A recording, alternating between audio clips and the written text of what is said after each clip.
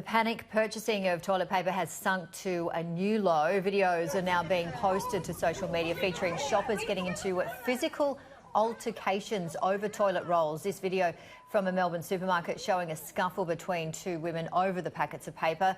Meanwhile, a similar brawl in Sydney's southwest has resulted in a police investigation.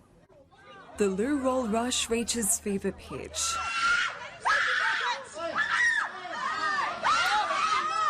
Hey, stop! Three women coming to blows, a hysterical game of tug-of-war at Chullora Woolworths.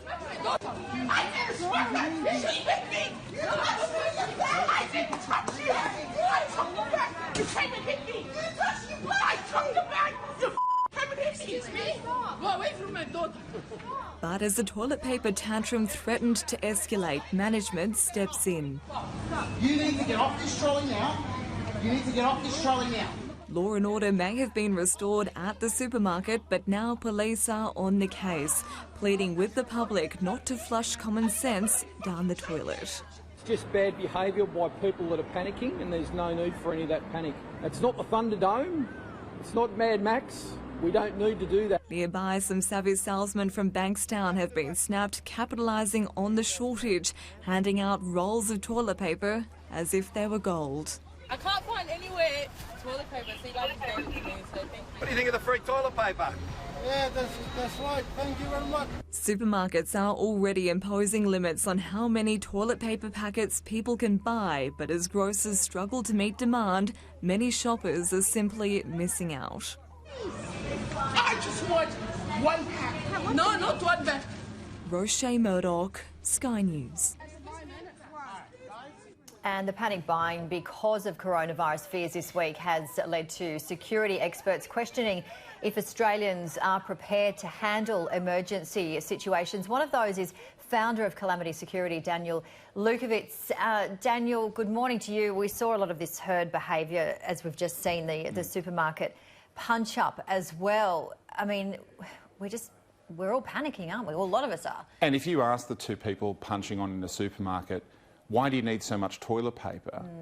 Their face will go blank. They won't be able to give you a straight answer to it. And the curious thing is, I went to the supermarket the other day because I had to see this for myself, and sure enough, there was row after row of empty toilet paper and tissue aisles, and yet the canned goods aisle, the medical goods aisle, the bottled water, and all the things that I'd probably want if I were preparing for the apocalypse, they were all there. And coronavirus doesn't actually send you to the toilet that much. So the only thing I can assume is that these are people who've been caught in that situation that we've all been caught in of running out of toilet paper, and that's the one fear they have on their mind over all of this, and it's causing people to act in an animal-like way. Having worked in this industry for quite some time, look, the news cycle has changed as well. The instantaneous nature of the way that news is brought to people. And it only takes a little bit of a comment or things to spiral out of control.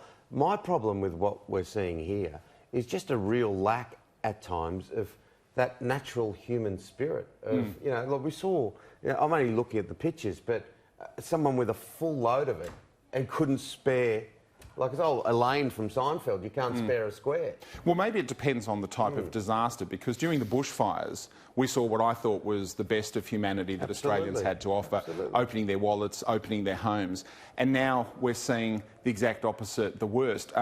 It's interesting to watch how crowds behave in a panic, and we take on a herd-like behaviour, probably similar to animals. And, you know, what's interesting about things going viral, we're literally talking about a virus, and yet at the same time, the toilet paper madness, which started in the clever country that we live in, has actually now gone global, and there are people in other countries now who are pulling toilet paper off the shelves in America, and no one can quite say why.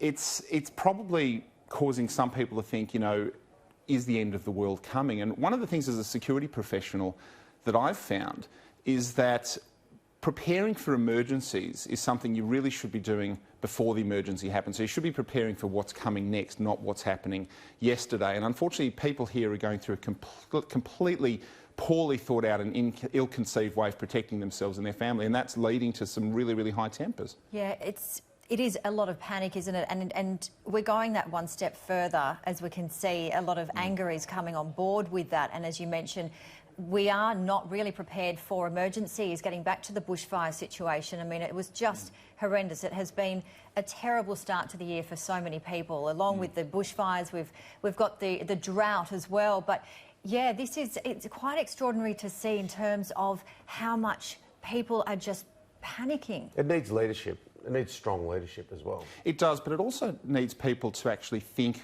about how they're going to react. Now, I mean, one of the things that emergency management practices take on is something called an all-hazards approach, which is that if you prepare for certain emergencies, that preparation will actually cover you for others. So an example of that might be that during the bushfires, everybody ran out and bought masks. Well, those masks get reused here. And interestingly, if people actually prepared for coronavirus, just a lockdown, so, you know, they have a bit of food in the house, bit of water, some batteries, you know, things that are going to keep them going. If at some point in the next 5, 10, 15, 20 years there were another emergency, a biological weapons attack or some other sort of major catastrophe that also kept people in home, they'd also be prepared for that. But you need a really sensible, calm approach to doing this, not what we're seeing at the supermarket. There are plenty of guides online of just things to have in the house. And, you know, one of the things I find, your average Australian doesn't even have something as simple as a first aid kit in the home. So they're worried about toilet paper and the end of the world, but they wouldn't know what to do if they cut their finger in the kitchen. I was just going to say, it's like having a first aid kit at home or a fire extinguisher, and either at home or in the car. It's just as basic as having that, isn't it, really? But you look at the vulnerable, for example, you know, and then trying to go to the shop to just buy 1 or 2 rolls of toilet paper, or you know, medicine as well, just, you know, your regular Panadol, Nurofen, etc. People that actually need it now are not able to get it.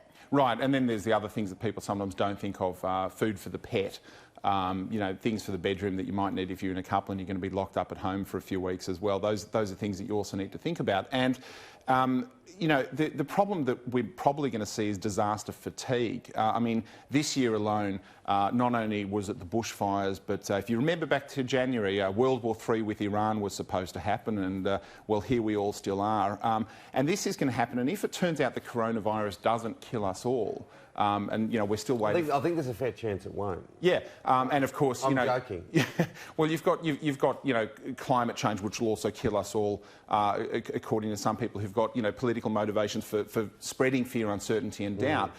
This is actually going to make people very cynical. So what you're almost going to start seeing is the boy who cried wolf on a global scale, which is a problem because real emergencies do happen and we do need to actually prepare for them, but in a calm, measured way. And we've got sorry, Janie. One of the real dangerous things is when people lose their temper. Like, let's have a look at these pictures again. That's the dangerous thing. When people were losing their temper over that toilet paper, all it would have taken is someone to slip and knock their head.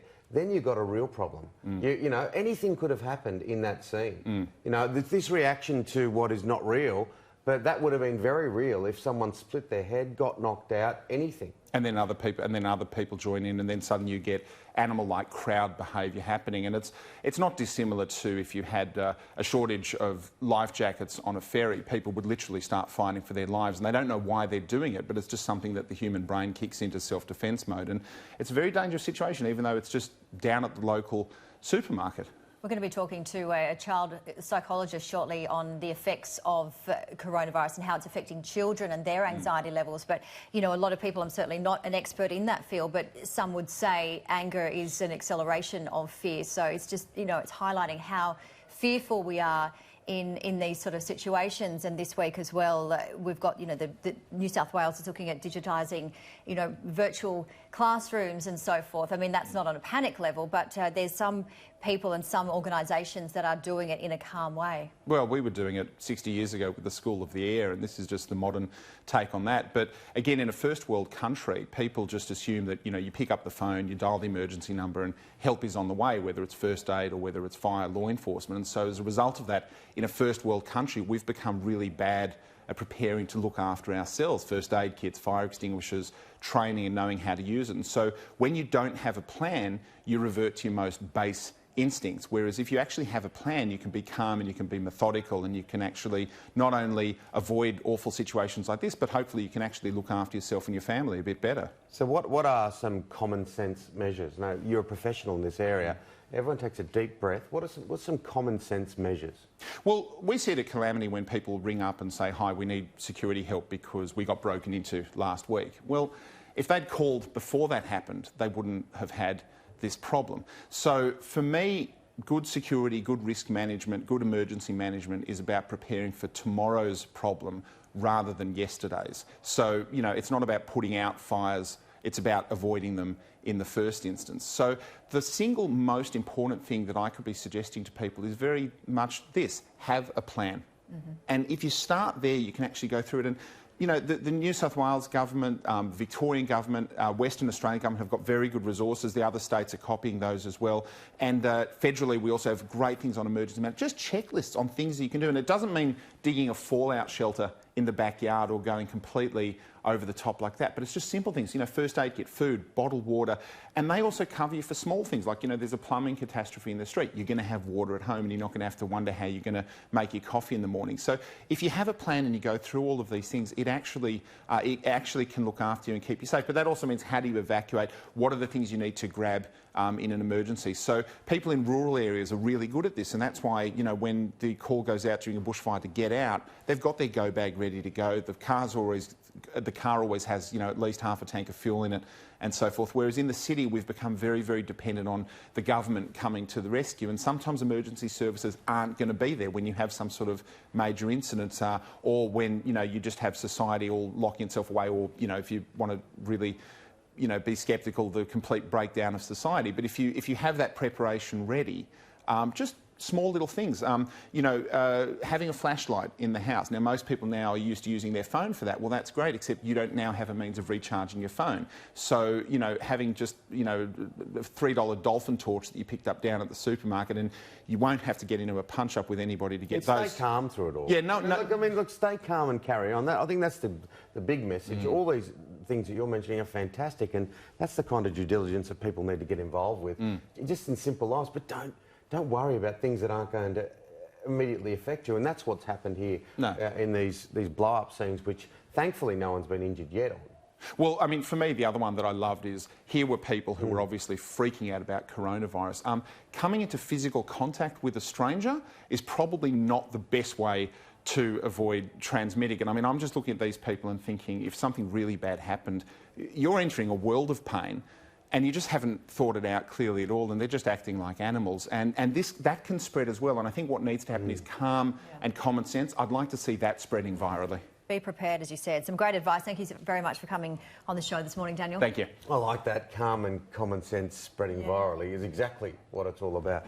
Thanks, mate.